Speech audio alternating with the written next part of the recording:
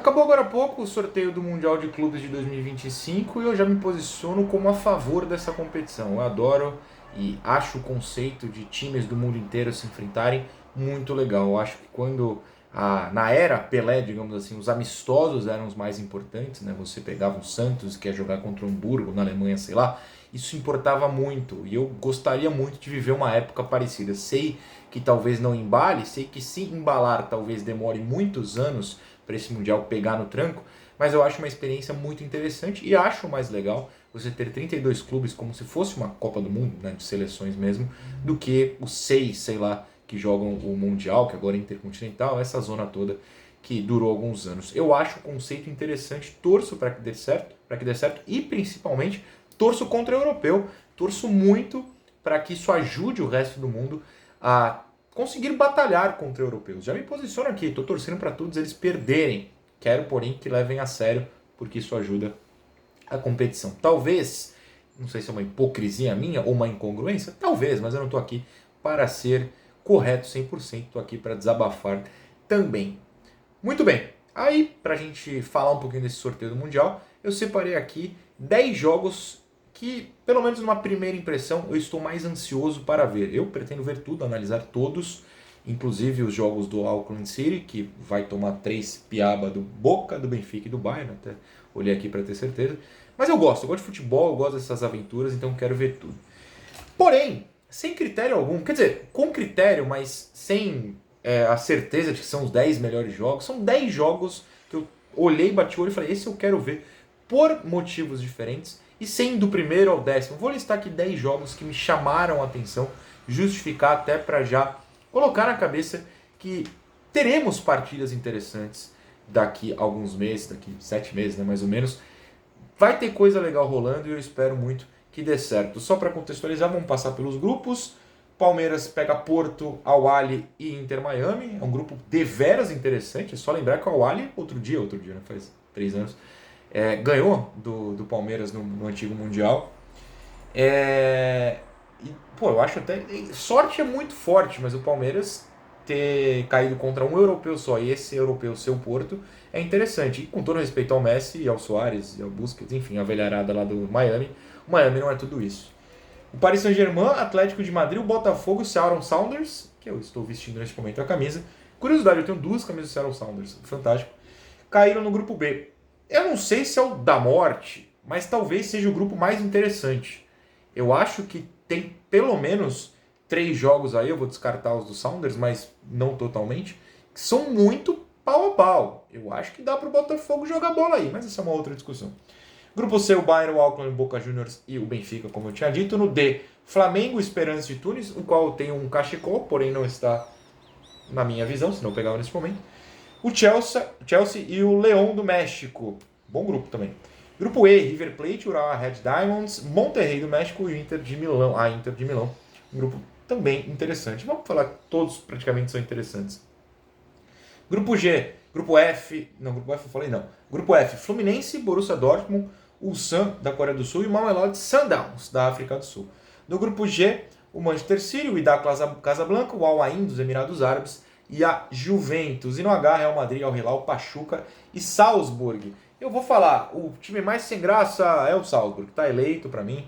Não vejo a menor graça no Red Bull Salzburg. E se eu puder escolher os meus horários, esse jogo não vai dar para ver. Que seja um do Red Bull Salzburg, não quero ver. Dito isso, os 10 jogos aqui sem ranking, só 10 jogos aleatórios que eu olhei e falei, pô, isso aqui é muito interessante, vou querer ver muito por motivos diversos. Primeiro, óbvio, Inter Miami e Palmeiras, foi o primeiro confronto que a gente ficou sabendo, assim que o Palmeiras foi sorteado no grupo do Inter Miami. E pô, eu quero ver o Palmeiras, que conquistou 200 mil títulos nos últimos anos aqui no Brasil, tem uma base muito interessante, o melhor técnico do país há algum tempo, pegando o Messi. Eu quero ver. É um jogo muito interessante para ver o que o Abel Ferreira faz contra o Messi. Acho que dá jogo, mas é aquilo, até esqueci de pontuar no começo. Daqui 6, 7 meses não tem como a gente fazer a previsão de como esses times estarão. São 32 times. Claro, dá para saber que um é mais fraco que o outro, que o Mamelodi Sundowns dificilmente vai passar de fase. A gente sabe disso. O Salzburg, sei lá, é horroroso, eu detesto esse time. Mas não dá para prever como estarão os times realmente bons. Pode ser uma ótima fase, pode ser uma fase. Se fosse hoje, muita gente olharia para o Real Madrid e falaria: péssima fase. Bom, tem gente falando isso pro Mundial Intercontinental desse ano, essa bagunça. Enfim, vamos ver.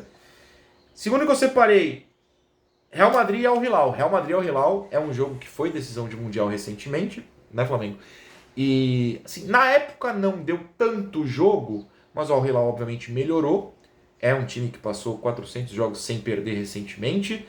Se tiver o Neymar e talvez o Salah, vai saber, não vai ter o Salah, é só brincadeira, porque a gente sabe que é para outra temporada. Mas assim, se tiver o Neymar, se tiver essa base, se ninguém mais deixar da base forte lá, pode dar jogo. O Real Madrid seria favorito? Absolutamente. Mas pode dar jogo. Eu quero que esse Mundial tenha jogos interessantes, jogos disputados. Eu acho que o Al Hilal até vai querer se provar, né? Eles investiram por um motivo, para mostrar que vale a pena jogar por lá, que eles podem bater de frente nas raras ocasiões que se enfrentam. É uma grande oportunidade já na primeira fase. O terceiro que eu separei aqui, Manchester City e Juventus, porque eu quero ver confrontos entre europeus lá. Vamos ver o quanto eles levam a sério. Claro que para o mata-mata seria mais sério, mais importante, mais pegado. Mas na primeira fase tem outros jogos, mas eu acho que nenhum simboliza tanto a Europa grande contra a Europa grande. Por mais que a Juventus hoje não seja tudo que já foi um dia, até recente, eu acho que é um confronto interessante para a gente ver o entendimento deles para com o Mundial. Até esqueci os outros times do grupo, peraí. O Wydad Casablanca não é tão bom. O Al Ain foi campeão, o campeão asiático atual, né? Talvez possa dar mais jogo, mas enfim, tá longe de ser favorito contra a Juventus. Eu vou partir do princípio que o City é o favorito, apesar da péssima fase do City hoje. Mas daqui a 7 meses não tem como a gente prever, vai saber. Quarto jogo, River Plate e Inter de Milão, um time com muita história no Brasil, na América do Sul, mas que não é hoje a grande potência.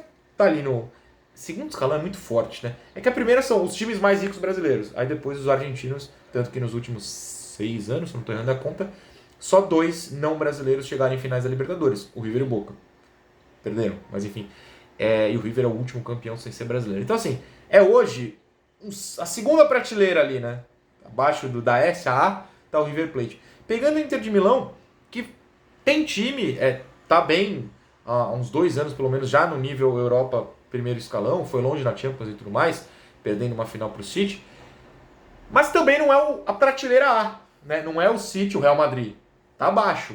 É um duelo ali que dá para ter jogo. O quinto, um Chelsea e Flamengo. O Chelsea melhorou em relação ao pavor do ano passado, claro, na temporada passada, mas ainda não é também o nível Manchester City e Real Madrid no auge. E o Flamengo, eu acho que vai ter mais investimento ainda para esse Mundial, vai saber. Eu acho que é uma chance grande do Flamengo se posicionar já na primeira fase como candidato. Boca e Benfica. Por que Boca e Benfica? Eu poderia usar a mesma justificativa de River Plate e Inter de Milão, apesar de ter a certeza que o Benfica está um pouco embaixo. Mas é porque no grupo C tem o Bayern de Munique, acima de todos, tem o Auckland, abaixo de todos, e tem esse Boca e Benfica que quem ganhar vai classificar.